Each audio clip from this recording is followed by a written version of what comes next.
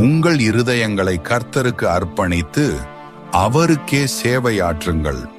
அப்பொழுது அவர் பெலிஸ்தியரின் கைகளிலிருந்து உங்களை மீட்பார் என்றார். அதனால் இஸ்ரவேலர் பிற நாடுகளின் தேவர்களையும் பாகால்களையும் அஸ்தரோத்தையும் விட்டு கர்த்தருக்கே சேவையாற்றினார்கள்.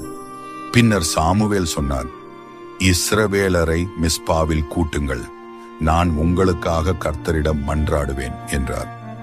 இஸ்ரவேல் ஜனங்கள் மிஸ்பாவில் கூடியிருப்பதை பெலிஸ்தியரின் அரசர்கள் கேள்வியுற்றனர். அவர்கள் வந்து தாக்க திட்டமிட்டனர். இதனால் இஸ்ரவேலர் பயந்தார்கள்.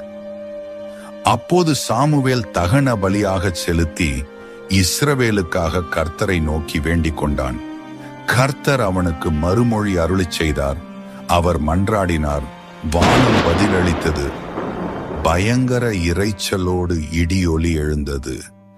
அது பெலிஸ்தரின் படையினரை குழப்பத்தில் ஆழ்த்தியது. இஸ்ரவேல் மக்கள் திடீரென முன்னேறி தங்கள் பகைவர்களை எளிதாக தோற்கடித்தார்கள்.